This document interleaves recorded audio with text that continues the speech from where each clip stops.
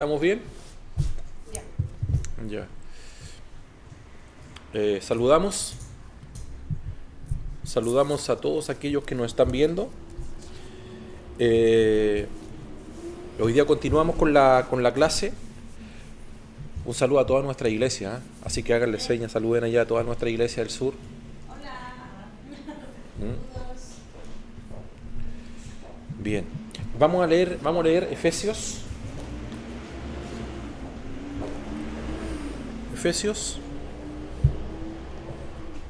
El capítulo 1, versículo. Vamos a hablar de la iglesia del Señor, ¿ya? Sí, solamente los primeros versículos, los voy a leer. Pablo, apóstol de Jesucristo, por la voluntad de Dios, a los santos y fieles en Cristo Jesús, que están en Éfeso. Gracia y paz a vosotros de Dios, nuestro Padre, y del Señor Jesucristo. Luego hay un subtítulo allí, versículo 3, que habla de las bendiciones espirituales en Cristo. Y dice: bendito sea el Dios y Padre de nuestro Señor Jesucristo, que nos bendijo con toda bendición espiritual en los lugares celestiales en Cristo. Bueno, el libro de Efesios, un libro que me gusta muchísimo, me encanta. Y justamente este libro a nosotros nos habla de la revelación de Cristo, nos habla de la revelación del cuerpo de Cristo, y es justamente el proceso en el cual vamos a entrar, un largo proceso, y como hemos estado anteriormente, a nosotros nadie nos pone una presión mientras estemos estudiando. La única presión que tenemos es una presión que nosotros mismos nos ponemos, que es respetar los tiempos, los horarios en los cuales nos encontramos acá, pero no nos vamos a apurar en cuanto a culminar o a acabar una materia cuando no esté del todo sabida. ¿Y cuántos saben que cuando hablamos de la iglesia, del cuerpo de Cristo, podríamos estar, yo llevo 29 años en esto, y algunos de ustedes llevan muchísimos años también, y podríamos hacer una pregunta: ¿hemos acabado de aprender o comprender los misterios de la iglesia? Yo creo que estamos recién entrando, ¿cierto? Por lo tanto, de eso se trata. O sea, estar viviendo hoy en día este tiempo, este momento de lo que significa la iglesia del Señor, que siempre vimos a la iglesia como algo, como una organización, y de hecho eso está tan pegado, es tan latente en la gente que todavía usamos un vocabulario nosotros que está lejos de lo que es el nuevo pacto, porque cuando nosotros le decimos a alguien: ¿tú a qué iglesia perteneces?, es porque estamos diciendo que hay ya no una iglesia, sino hay otra iglesia, y deberíamos preguntar a qué congregación pertenece. Nosotros sabemos que nosotros somos la iglesia, ¿estamos bien? Que nosotros somos el cuerpo de Cristo, que nosotros somos el templo. Este edificio, dentro de este edificio hay un templo. Este edificio contiene el templo, pero el templo no es de ladrillo, el templo no es de madera, el templo lo componen las piedras preciosas que somos nosotros, quienes estamos aquí esta tarde. O sea, hay harta diferencia, que es lo que vamos a comenzar a estudiar. Podríamos poner lo siguiente: Efesios cubre 7 aspectos de la iglesia. El libro de Efesios cubre 7 aspectos de la iglesia.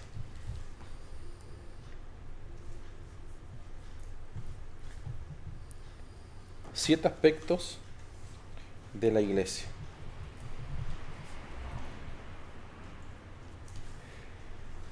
Los voy a enumerar y luego lo vamos a comenzar a desglosar.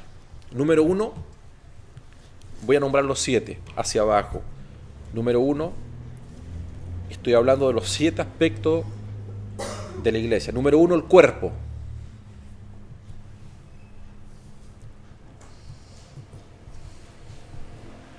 Número 2, el nuevo hombre.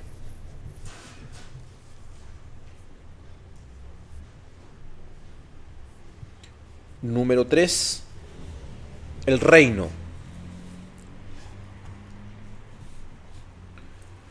Número 4, la casa de Dios. Número 5, el lugar de morada de Dios.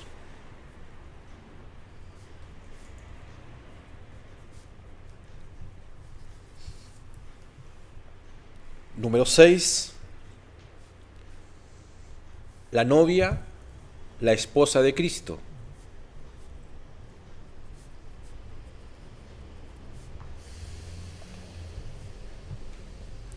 Número 7, el guerrero. ¿Cuáles son los 7?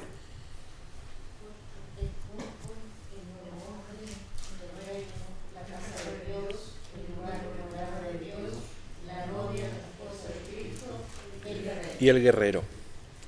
¿De cuáles ustedes lo asocian más consideran que más se ha hablado, que más se ha predicado, del cual más se ha hablado? A ver, rápidamente. El cuerpo, El nuevo nuevo hombre. el reino. Hay algunos que estamos un poquito perdidos, ¿cierto? Sí, pero cuando hablamos de uno, hablamos de todo. Generalmente. Porque el cuerpo es uno solo. Digamos, la iglesia es una sola. ¿Ya? Pero son 7 aspectos que creo que Dios nos va a bendecir bastante. Número 1, el cuerpo.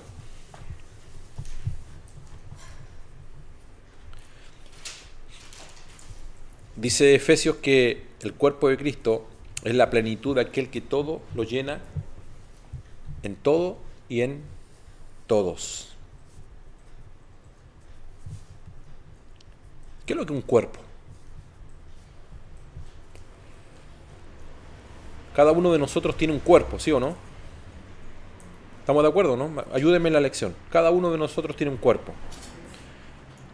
¿Cómo yo sé que ustedes están acá esta noche? Porque veo sus cuerpos, aunque no hablen.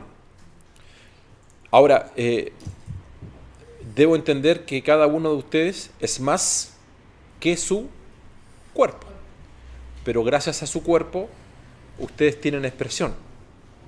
De cerca, de lejos, tú puedes ver a una persona de lejos, no te saluda, no te hace ninguna seña, pero el simple hecho de verle, tú sabes que esa persona viene, porque su cuerpo es su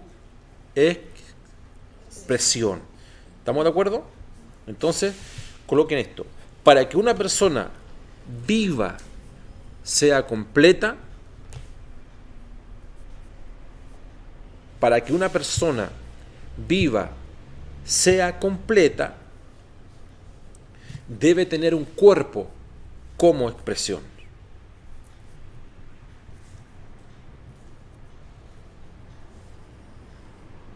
¿Estamos bien? Punto.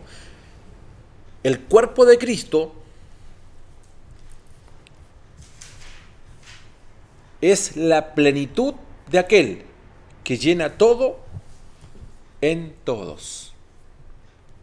El cuerpo de Cristo es la plenitud de aquel que llena todo en todos.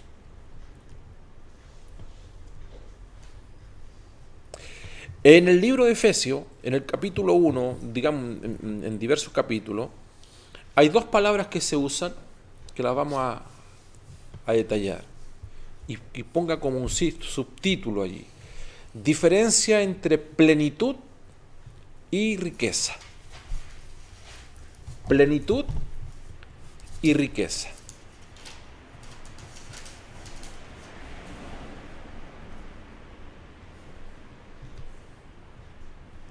Cuando hablamos de plenitud, a veces uno escucha que a veces el término no es del todo bien aplicado. No quiero decir que se aplica mal, solamente que no se aplica de una forma más correcta o completa como debería abordarse. Porque se asocia como sinónimo plenitud y riqueza. La gente dice, estoy lleno de la plenitud de Cristo, y también dicen, estoy lleno de las riquezas de Cristo. Y no es lo mismo plenitud que riqueza. Porque cuando nosotros hablamos de plenitud de Cristo, a veces la gente dice, la plenitud de Cristo es como que yo estoy lleno de la riqueza de Cristo. Y quiero detallar diferencia ya entre lo que es ser pleno en Cristo y lo que es tener la riqueza inescrutable de Cristo Jesús. Amén. El libro de Efesios, en el capítulo 3, verso 8, acá lo tengo yo. Vamos a ver que usa indistintamente el término plenitud y el término riqueza.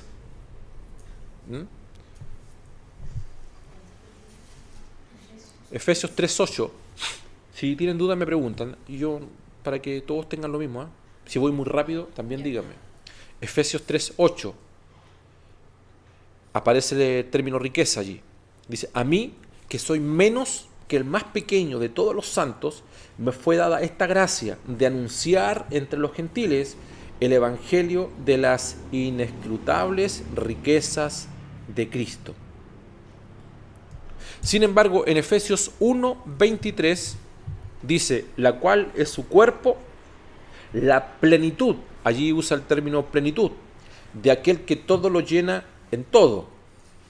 En Efesios 4:13 dice, hasta que todos lleguemos a la unidad de la fe y del conocimiento del Hijo de Dios, a un varón perfecto, a la medida de la estatura de la plenitud de Cristo. La palabra plenitud no significa riqueza.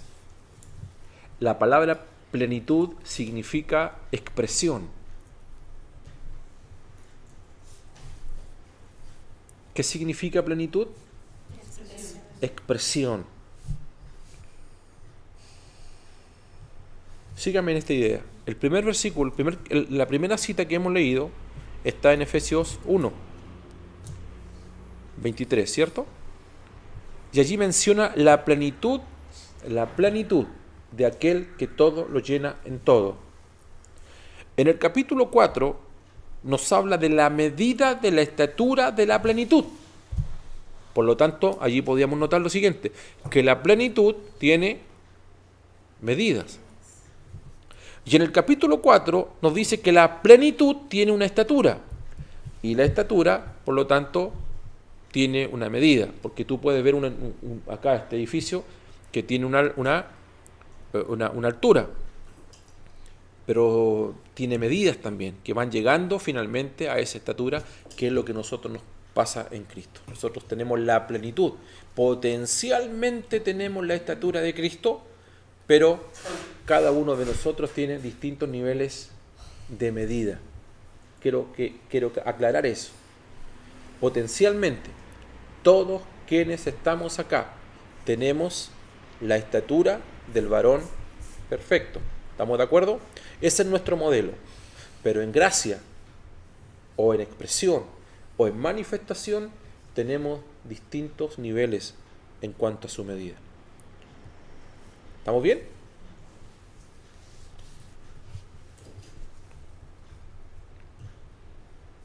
No podríamos... Dijo que en gracia tenemos distintos niveles. Medidas. La estatura la tenemos todos. Las medidas son distintas.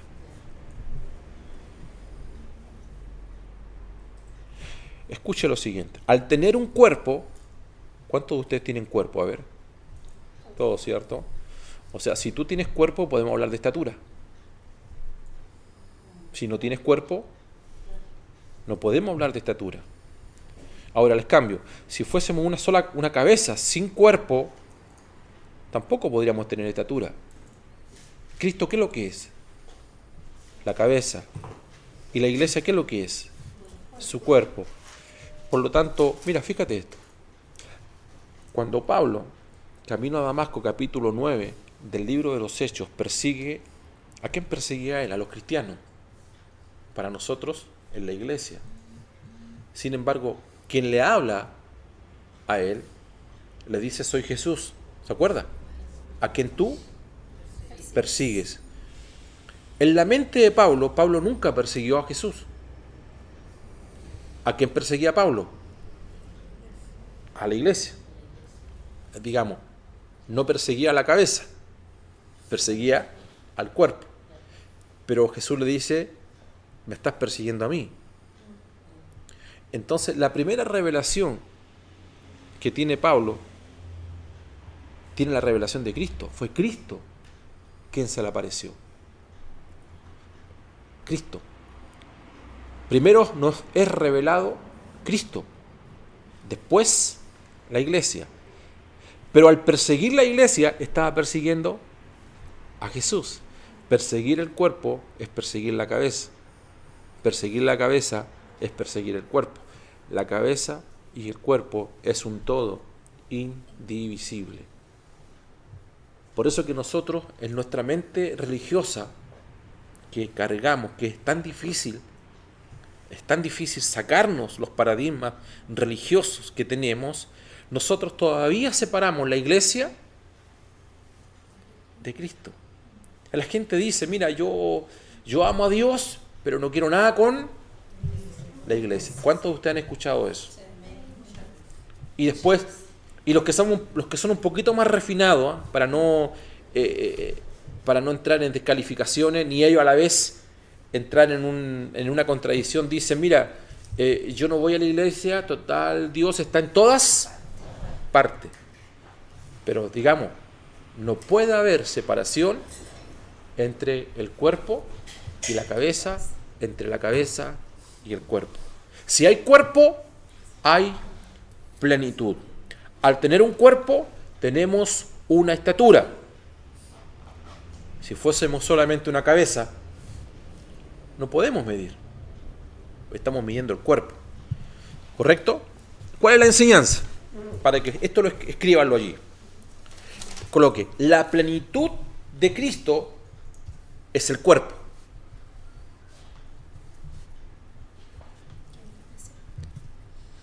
¿Qué es la expresión? Correcto. La plenitud de Cristo es el cuerpo.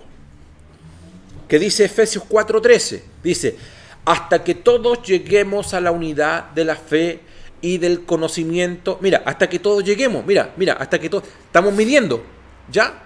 Es como que tú tengas una wincha de medir y tú vas midiendo. Y alguien te dice: más arriba, tiene 50 centímetros. Sigamos, 60 centímetros.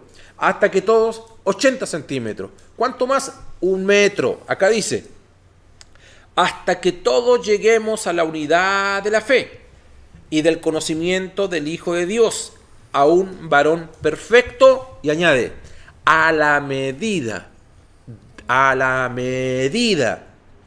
de la estatura de la plenitud de Cristo. Por lo tanto, ¿cuál es el referente que nosotros tenemos? Cristo. No hay otro. No hay otro. ¿Y cuál es la enseñanza? La plenitud de Cristo, ¿qué es? Lo dije, el cuerpo. Si fuéramos una cabeza sin un cuerpo, no tendríamos estatura. Por eso que nos debemos al cuerpo. Nos debemos a la iglesia. Amén. Ahora, esta plenitud es diferente a la riqueza. Ponga allí como título: esta plenitud es diferente de la riqueza de Cristo.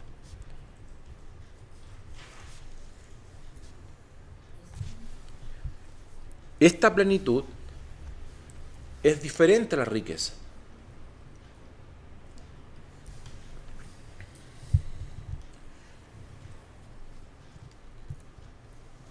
La plenitud tiene medida, tiene una estatura, ¿ya? Pero las riquezas no tienen estatura.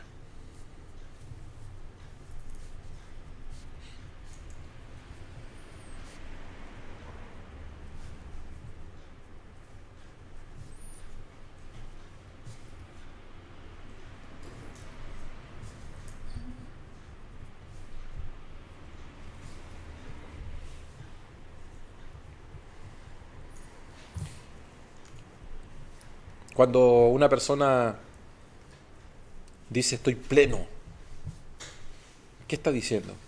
Está completo. ¿Mm? Está completo. Estoy completo, me siento pleno. Cuando tú le preguntas a una dama, ¿cómo estás? Y ella te dice, me siento plena, me siento...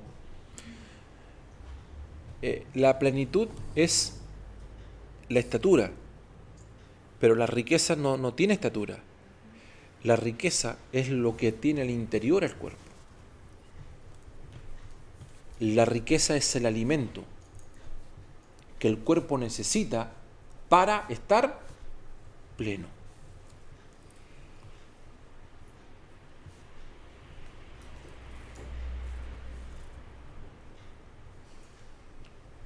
Una persona que mide 1,90 m necesita un gran cuerpo, ¿cierto?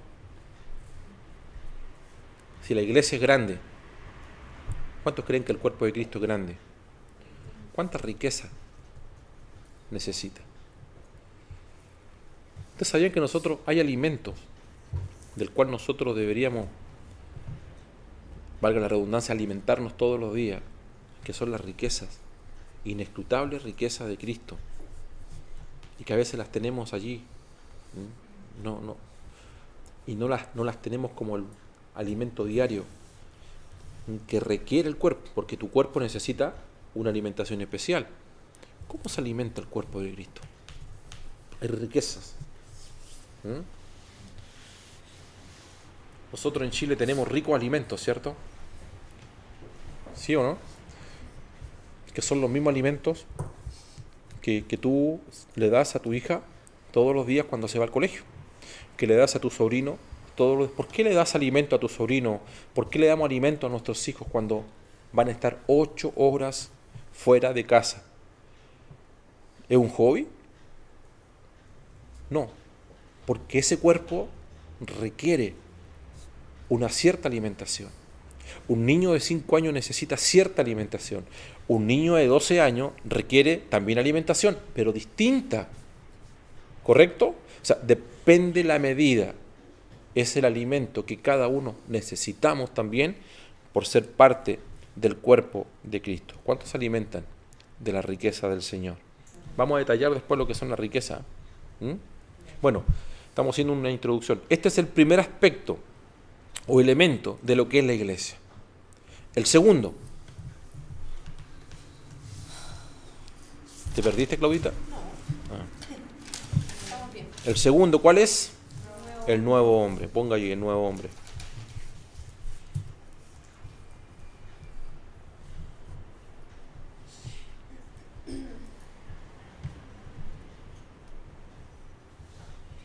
Un día hablamos de lo que significaba rumiar, ¿se acuerda? Que nosotros somos aquellos que tenemos que rumiar la palabra. Una de las riquezas que tenemos nosotros es esa. Cuando tú tienes ese alimento, tú te comes una manzana. Y la manzana tiene ciertas proteínas, ciertas vitaminas, y uno no se traga la manzana, no las vas procesando. Cuando tú te comes una manzana, ¿a qué parte del cuerpo se va la manzana?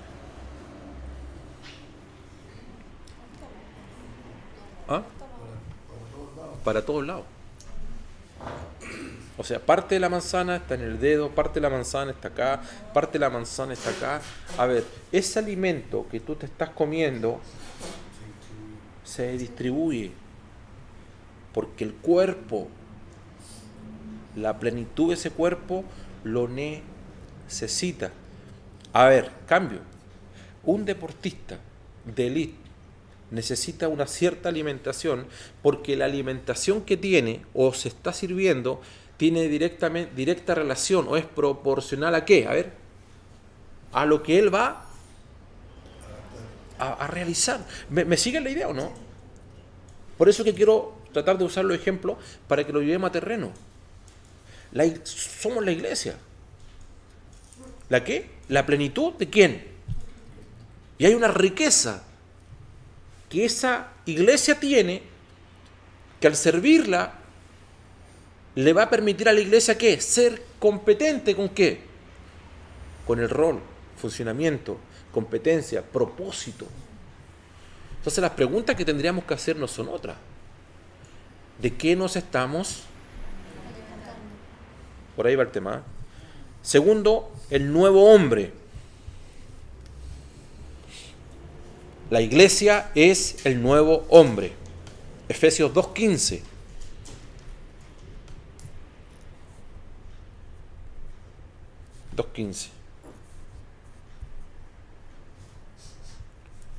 Dice así: aboliendo en su carne las enemistades, la ley de los mandamientos expresados en ordenanzas, para crear en sí mismo de los dos un solo y nuevo hombre, haciendo la paz. Un solo y nuevo hombre. Ponga allí, en el universo solo hay un hombre nuevo, o un solo nuevo hombre.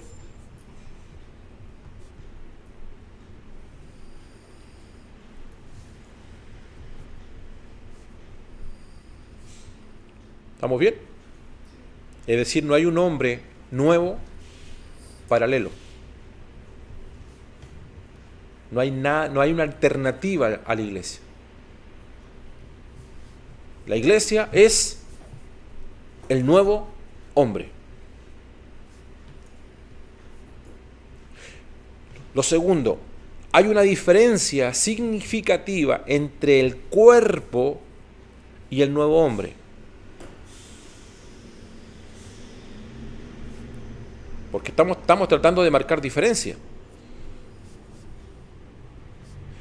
Estos 7 puntos, todos son la iglesia, los que les di, ¿cierto? Pero son distintos aspectos. Y yo dije, hay una diferencia significativa entre el cuerpo y el nuevo hombre.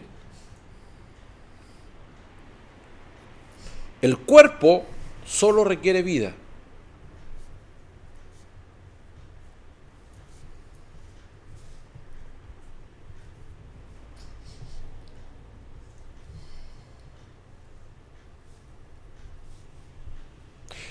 ¿Qué significa esto? ¿Cuál es la diferencia entre estar vivo entre el cuerpo de Cristo y el nuevo hombre? Un cuerpo, por el solo hecho de que su corazón está latiendo, tiene vida. Cuando Pablo habla de que al participar de la cena del Señor debemos discernir el cuerpo, que lo hemos enseñado, un tema que no es fácil poder enseñar. Si no es fácil enseñar, menos el discernir. ¿Me explico bien o no? Pablo dice que debemos discernir el cuerpo. ¿Cómo es un cuerpo? ¿Cómo se discierne un cuerpo?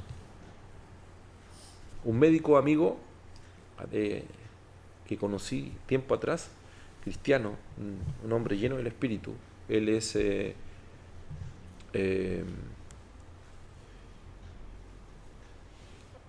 ¿cómo se llama esto? ¿El que pone la anestesia? Anestesista. Y él dice que cuando él participaba de oración, de operaciones al corazón, él daba gracias al Señor porque, no sé si ustedes saben, porque cuando una persona la operan del corazón, le sacan el corazón. Y el corazón lo ponen en una bandeja mientras hacen el tratamiento y el cuerpo humano queda sujeto, condicionado a una máquina. Entonces, él no se podía explicar cómo ese cuerpo abierto y la persona prácticamente muerta, pero no estaba muerta, esa persona tenía vida. ¿Cuántos saben que tenía vida? Sin corazón, pero estaba viva, aunque tenía mangueras por todos lados. ¿Cuál es la diferencia entre esa persona que está con su corazón abierto, sin corazón, con manguera, con ojos cerrados, y tú te vas al lado a la morgue y hay también un cuerpo que también está inerte, tal cual este? ¿Cuál es la diferencia entre un cuerpo y otro? ¿Qué es lo que marca? La vida. Porque cuando terminaban después de 8 o 9 horas esa operación y reinsertan el corazón, dice que el cirujano llega, ¿te han visto cuando operan del corazón? Le pegan al corazón así. Y el corazón comienza Y él dice que en ese momento, él dice que todos los años de ciencia de nada servían ante ese instante y ese momento cuando ese corazón nuevamente comenzaba a latir y las maquinitas comenzaban. El problema es que con el otro cuerpo tú no puedes hacer eso. No puedes hacer eso. Porque es la vida la que marca la diferencia.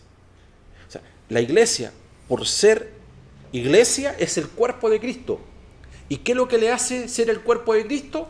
Que tiene la vida y la naturaleza de Cristo. Ese es el cuerpo. Entonces, si nosotros logramos discernir eso, cuando tú participamos de la cena, yo no estoy viendo a Claudia, no estoy viendo a Cristina, no estoy viendo a mi hija, estoy viendo el cuerpo de Cristo. Y si estoy viendo el cuerpo de Cristo, ¿a quién estoy viendo? Entre el cuerpo y la cabeza, ¿qué dije? Es un todo indivisible. ¿Estamos de acuerdo? Ese es el cuerpo. Ahora, pero ese cuerpo que tú estás viendo allí, que tiene vida, es más que un cuerpo. ¿Qué es lo que es? Una persona. ¿Cierto? Por eso que nosotros hablamos de dignidad. Es un término que se usa mucho hoy en día. Dignidad, tenemos dignidad. Tú vas por la calle y tú no puedes pasar a sobrellevar no importa, ni a un emigrante, ni a una persona por su color de piel, ni a una persona por su nivel social. ¿Por qué? Porque ante todo, ¿qué es lo que es? A ver, ese cuerpo tú lo puedes calificar de afuera. Que es raza negra, raza blanca, que es rubio, que es alto, que es bajo. Ese es el cuerpo. Pero por sobre todo, ¿qué es lo que es? Bien. ¿Les quedó claro, no? Bien. Quiero que les quede claro que la iglesia es el cuerpo de Cristo. Pero el cuerpo de Cristo es una persona. Nosotros no hemos llegado a esos niveles. Y esa persona es el nuevo hombre. Cristo. Y ese nuevo hombre está compuesto ¿de qué? A ver, mira, coloquen esto ahí, pongan allí. Nuevo hombre es colectivo.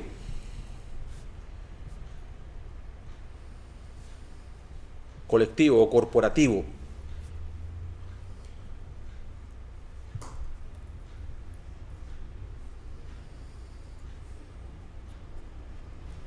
¿Qué significa colectivo?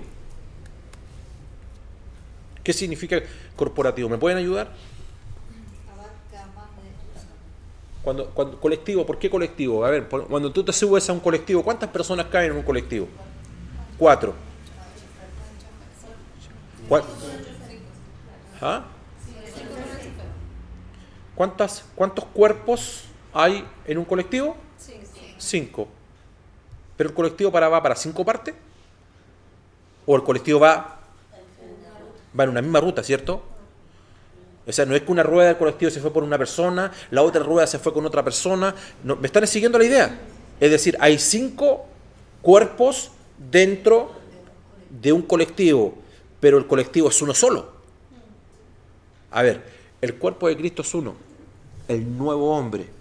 El nuevo hombre es colectivo, uno. El nuevo hombre es cooperativo, uno. Pero lo componen nuevas criaturas y la nueva criatura es individual. Nuevo hombre es colectivo, nueva criatura es individual.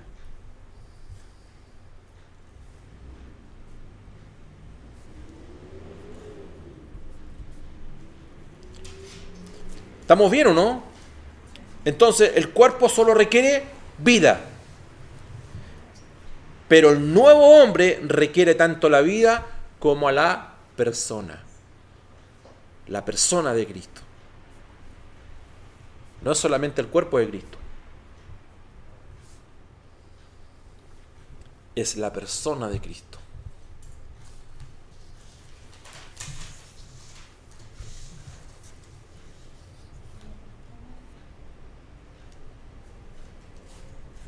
Se lo digo de esta forma, mi cuerpo tiene vida. Por eso uno pregunta a las personas, ¿cómo estás? ¿Cómo está tu salud? ¿Cierto? Mi cuerpo tiene vida y tiene salud. Mi cuerpo tiene vida. pero mi cuerpo, pero mi hombre, como ser, tiene una persona. La persona de don Manuel González, por ejemplo. La persona, el nombre tuyo. Nombre trasciende el cuerpo. Está enredado, ¿ah? Pero ya hay que enseñar alguna vez esto, ¿no? ¿Sí o no? Tenemos que introducirnos en esto. Mira, Cristo tenía un cuerpo. El cuerpo de Jesús de Nazaret, hace 2000 años atrás. ¿Estamos de acuerdo o no? Cristo es eterno. Pero Jesús de Nazaret nació de un vientre. Jesús de Nazaret es el envase que encapsula un cuerpo, que es Cristo. Jesús de Nazaret murió. Allí había un solo cuerpo, uno solo. Es decir, el cuerpo de Cristo era un cuerpo pequeño, ¿cierto? Ese cuerpo pequeño en el antiguo pacto era el tabernáculo de Moisés. Por eso que dice que Jesús, Cristo, se tabernaculizó, se hizo hombre y estuvo entre nosotros. Cuando Jesús de Nazaret muere y resucita, el grano de trigo que habla Juan, que cayó en tierra y murió, dio lugar a una espiga. Por lo tanto, ya no había un cuerpo pequeño, sino que el cuerpo fue más grande. Hoy día, Cristo es la cabeza. Está arriba porque este es un cuerpo grande. La cabeza está en el cielo. Ahora, si la cabeza está en el cielo, de ese cuerpo, ¿cómo será ese cuerpo que los pies están en la tierra? Es un cuerpo gigante que está en todo el mundo. Somos la iglesia, somos el cuerpo. Un cuerpo que tiene vida y tiene naturaleza, pero un cuerpo que pertenece a una persona. Y esa persona es Cristo. Y esa persona que es Cristo es el nuevo hombre que tiene propósito. Y esta noche está en este lugar. Gracias por su entusiasmo. ¿Ah?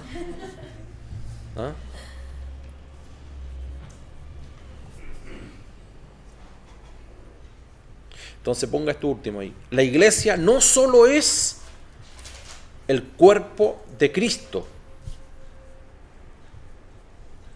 La iglesia no solo es el cuerpo de Cristo, teniendo la vida de Cristo. Repito eso. La iglesia no solo es el cuerpo de Cristo, teniendo la vida de Cristo. También es el nuevo hombre,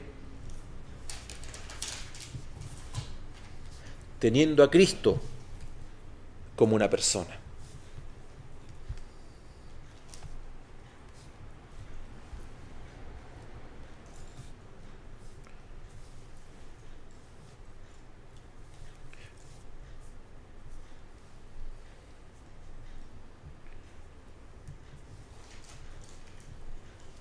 Si la persona de Cristo estuvo en un cuerpo hace 2000 años atrás, la persona de Cristo tiene un cuerpo hoy en día que está masificado en todas partes del mundo. Somos el nuevo hombre. ¿Amén? ¿Estamos de acuerdo? Somos el nuevo hombre. Entonces usted tiene que definirlo así, rápidamente para usted. Usted es más que un cuerpo. Por más que tenga vida el cuerpo, usted es más que un cuerpo. Usted es una persona. ¿Estamos de acuerdo? Ahora, dependiendo qué función tenga como persona, usted se va a definir o se va a autodefinir. Pero todos sabemos lo que significa la persona de Cristo, ¿cierto? Sabemos cuál es el rol, cuál es el propósito. No estamos hablando, de hecho, es un nombre que es sobre todo. A ver, cuando yo le digo que es un nombre que es sobre todo nombre, Ustedes deben entender entonces que no estamos hablando solamente de un cuerpo. Estamos hablando de Cristo como persona. Consideren lo siguiente que le dije al principio.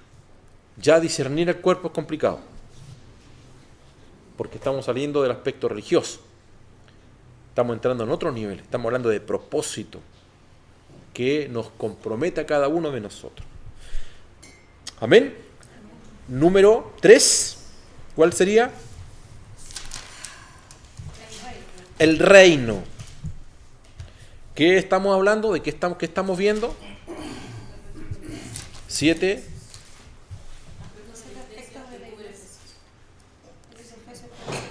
Siete aspectos. 3. El reino. Bien. Del reino hemos hablado bastante, hemos predicado, hemos enseñado, nunca se sabe todo, ¿ya? Pero por lo menos ya hay cosas que entendemos. Y como estamos haciendo una especie de introducción, Efesios 2:19 dice: así que ya no sois extranjeros ni advenedizos, sino conciudadanos de los santos y miembros de la familia de Dios. Así que ya dice, así que no son extraños ni forasteros, sino que dice, usa la palabra conciudadanos. El término conciudadanos indica un reino. Porque ser conciudadano se refiere a ser una persona con ciertos derechos civiles. Y de eso sí sabemos nosotros. Cuando tú vas a un determinado lugar, o cuando gente llega a nuestro país, de hecho, hasta cosas que tienen que ver con la reglamentación del tránsito, tú tienes que someterte al país donde tú estás. Y de allí, todo lo que tenga que ver con la legalidad de ese país, tú tienes que simplemente someterte. Tú no puedes decir, si vas a, no sé, pues si vas a Europa, a Inglaterra, por ejemplo, no vas a llevar tu automóvil para que le cambien el manurio porque a la derecha, a la izquierda, porque acá en Chile nosotros manejamos siempre con el manurio o el volante a la izquierda. No, es que yo sé manejar solamente con el manurio o el volante a la izquierda. ¿Ellos qué te van a decir? Si a usted le gusta manejar o conducir con el volante a la izquierda, vuélvase a su país. Pero si usted va a ser un residente o un conciudadano de acá, de esta nación, usted se tiene que someter a las reglas porque hay ciertos derechos civiles que usted debe guardar.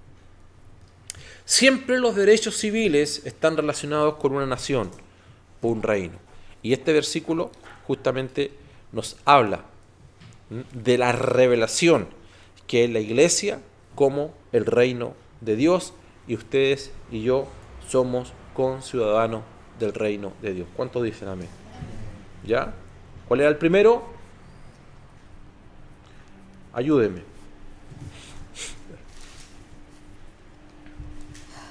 Cuerpo. Segundo. El tercero. El reino. Entonces, estamos en el reino. A medida que disfrutamos de estos derechos, ponga eso, a medida que disfruto de los derechos por estar en el reino de Dios,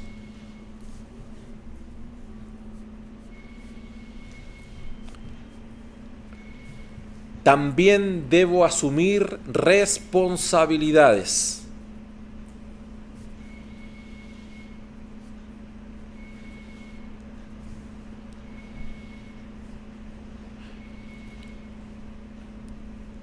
Por lo tanto, debo también asumir mis responsabilidades. Entonces, la iglesia es el reino de Dios con derechos y responsabilidades. Si quiero los derechos, también debo asumir responsabilidades. Hay gente que le gusta asumir y disfrutar solamente los derechos y nunca asumen responsabilidades. Pero como conciudadanos del reino debemos compartir ambas cosas. Amén. Lo número ¿cuánto? 4. La casa de Dios. La iglesia es la casa de Dios.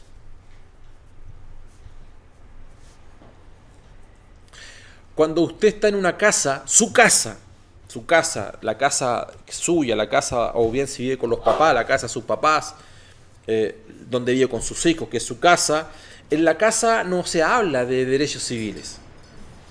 ¿Cierto? No se habla de derechos civiles.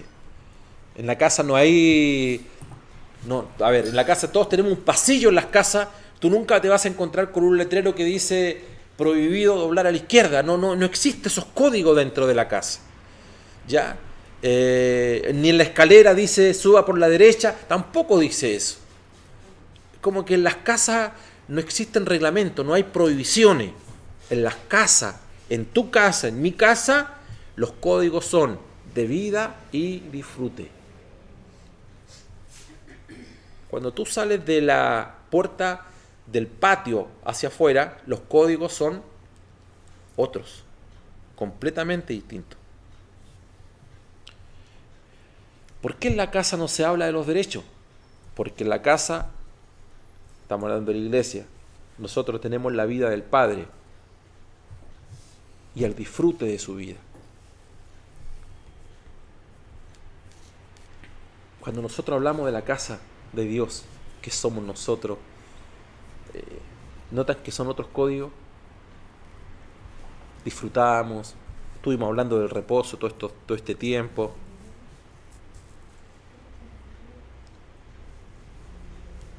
Cuando Pablo habla de la iglesia, dice la iglesia, la cual dice que somos la familia de Dios. Cuando nosotros hablamos de familia, el concepto de familia, ¿notan que son códigos completamente distintos a que cuando usamos el término conciudadano? Cuando hablamos de conciudadano de un reino, estábamos hablando de derechos, de reglamentos, que por cierto son importantes, pero cuando tenemos un nivel de revelación de familia, que estamos en la casa, ya es otra cosa.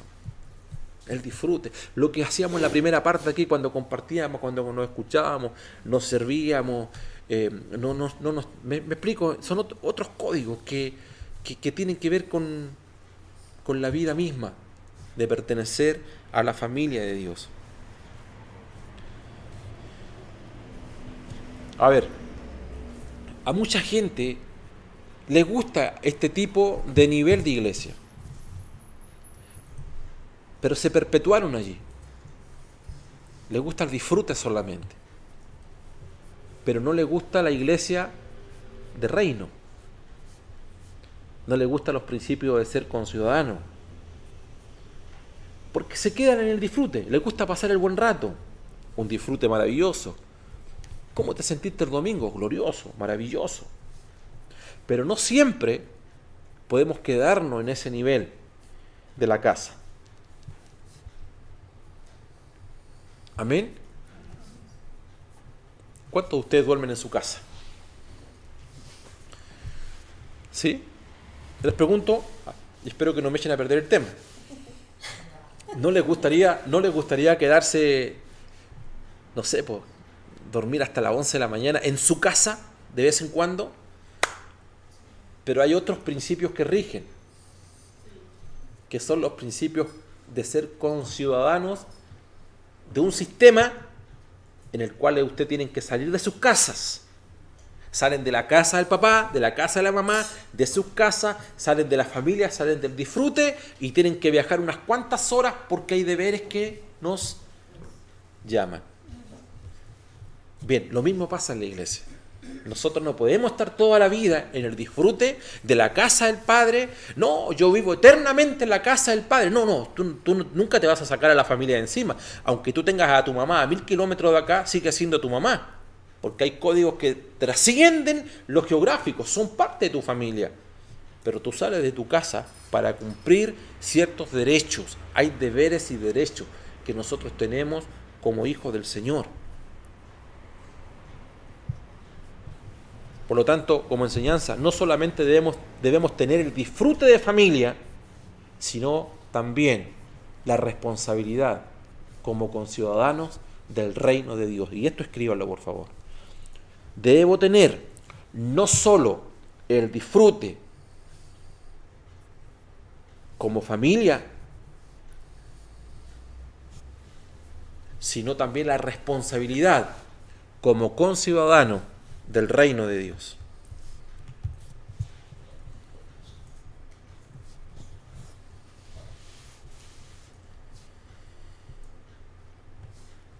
Amén. ¿Queda claro? O sea, la iglesia no siempre la iglesia no siempre podemos tener una mentalidad de familia. También debemos tener una mentalidad de ser agentes del reino. Y no agentes escondidos. 007. Que nadie sabe que nadie sabe. No, un agente escondido, oculto. No. Nosotros somos luz. ¿Correcto? Y una casa sentada en el monte no se puede ocultar. Número 5. ¿Cuál sería? La iglesia es la morada de Dios. La iglesia es la morada de Dios. Efesios 2, 21 y 22. Lo leo. Efesios 2, 21 y 22. En quien todo el edificio, bien coordinado, va creciendo para ser un templo santo en el Señor, en quien vosotros también sois juntamente edificados para morada de Dios en el Espíritu. Dije, la iglesia es la morada de Dios. Mira el versículo 21 lo que dice, de Efesios 2. Dice que todo el edificio, ¿qué palabra usa edificio? ¿Cierto? Yo lo tengo acá en el Efesios, estoy leyéndolo, literalmente. Dice que todo el edificio se va convirtiendo en un templo santo, finalmente. Esto tiene que ver con lo que hablábamos anteriormente, que el nuevo hombre de la iglesia es un tema colectivo, un tema universal, no es individual. Este texto no es individual. Dice que la iglesia es así, no que tú seas así. ¿Ya? La iglesia es así. Es un edificio bien coordinado que va creciendo, dice, para ser un templo. El versículo 22, ¿qué dice? Dice que los santos en Éfeso se están construyendo juntos en una morada de Dios en espíritu. Mira, voy a leerlo textualmente el texto. En quien todo el edificio, bien coordinado, va creciendo para ser un templo santo en el Señor, en quien vosotros también sois juntamente edificados, y termina, para morada de Dios en el Espíritu. El edificio fue creciendo para ser un templo, finalmente, y se transforma en la morada de Dios en el Espíritu. ¿Qué es lo que es una morada? La casa. ¿Mm? ¿Cómo? Usted lo dijo. Un lugar de descanso. La ilustración que usaban delante del ascensor. El estar en un ascensor, usted no tiene movimiento. Usted no tiene movimiento. Todos los movimientos se los lleva ¿quién? ¿Correcto? Bien, dice, el edificio bien articulado, bien ordenado. Una pieza con otra pieza. Si nosotros tuviésemos ese nivel de desarrollo espiritual, entenderíamos que somos la iglesia, en la morada del Señor. Hay un reposo, hay un descanso. Esto no es individual. Todo lo que tenga que ver con iglesia, todo lo que tenga que ver con el nuevo hombre, siempre es colectivo. El cuerpo, ¿cómo es? Es colectivo. ¿Te duele una muela? No te duele la muela. ¿Qué te duele? ¿Sí o no? Hace un par de semanas yo me corté, acá todavía tengo una cicatriz, me corté el dedo, pero todo el cuerpo se sacudió. No fue un corte, estoy poniéndole mucho color porque no fue un corte grande. Lo que trato de decir es que todo el cuerpo fue afectado. Amén. Entonces, la iglesia del Señor es un lugar de morada de Dios en nuestro espíritu. ¿Cómo podemos decir a la gente que ser parte de la iglesia es ser partícipe de una morada, de un reposo, de un descanso? Esto no se le puede enseñar así como materia, nota, número 1, número 2, número 3, si la gente no es porque dice morada ¿dónde? En el espíritu, no en la mente. Es bueno tener la información, es bueno tener el concepto, pero por sobre todo es que no sea revelado en nuestro espíritu. Bendito sea el Señor. Y finalmente me está quedando el último. Quedan dos.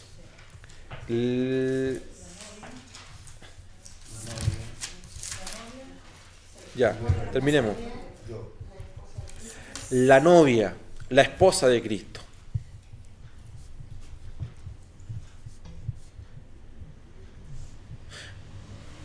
Una novia es para satisfacer finalmente al que va a ser su esposo. ¿Correcto? Cuando Dios habla con Adán, le dice, no es bueno que el hombre esté solo. ¿Por qué? ¿Por qué no es bueno que el hombre esté solo? Porque Adán no estaba bien. ¿Por qué no estaba bien? Porque no encontraba satisfacción. Necesitaba a su esposa. O sea, cuando Adán estaba solo, no tenía felicidad. No había satisfacción. Necesitaba finalmente a su esposa. Cuando Adán recibió a su esposa, tuvo descanso y tuvo satisfacción. Por lo tanto, según la Biblia, la novia, la esposa de Cristo, la iglesia, es el descanso para satisfacción. El Hijo del Hombre no tiene dónde recostar su cabeza. Eso no está hablando de la doctrina franciscana, no está hablando de que Cristo era pobre, no está hablando de miseria, no está hablando que dormía en cualquier parte, no está hablando de eso. Es un tema de revelación profético. Está hablando que Cristo como cabeza, ¿se acuerdan que lo dijimos al principio? Como cabeza necesitaba su cuerpo donde poder finalmente reposar y descansar.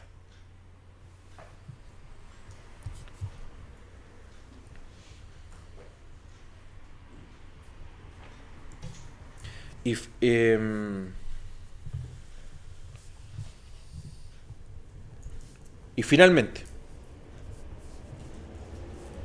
¿cuál es finalmente el número? La iglesia es el guerrero.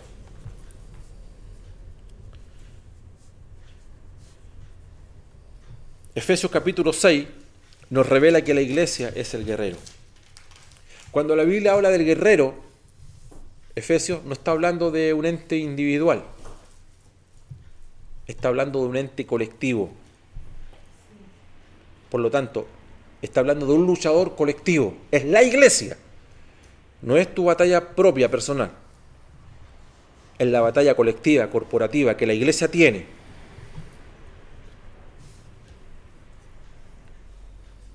Toda la armadura de Dios, de la que se habla en el capítulo 6, no está diseñada para, no está diseñada solamente para un ente individual, sino es la armadura de Cristo. Es la armadura que se pone en la iglesia.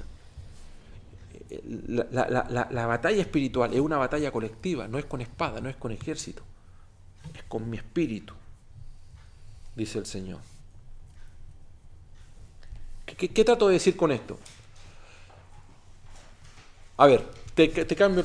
Todos pertenecemos a una familia, ¿cierto, Berito? Usted tiene dos hijos, dos maravillosos hijos. Tiene dos hijos también, la pastora Magali, y así sucesivamente.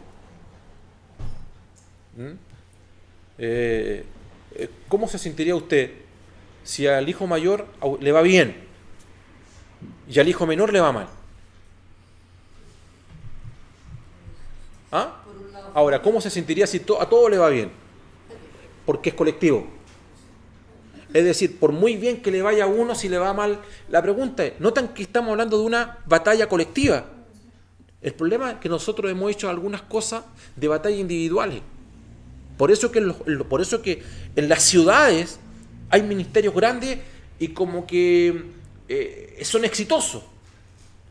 Pero la iglesia no puede ser exitosa cuando a uno le va bien y a otro le va mal. Ese es el punto. Esto es colectivo. Cuando hablamos, todo lo que hemos hablado ahora es colectivo, no es individual. El reino es colectivo, el cuerpo es colectivo, el nuevo hombre es colectivo. la esposa, todo esto es colectivo, nada es individual. Por eso que al tener revelación de lo que es el cuerpo, te vas a dar cuenta que el cuerpo nunca es individual. El cuerpo es colectivo. Todo está divina. Eso, todos los órganos del cuerpo son un engranaje en sí que produce y genera para que otro órgano esté trabajando. Gracias a Dios porque nosotros hemos ido creciendo. Dije al principio, al empezar esta clase, no sé en qué nivel, -0 estaremos, -3, -4, ni siquiera llegamos a 0 en los niveles de revelación que tienen que ver con el cuerpo de Cristo.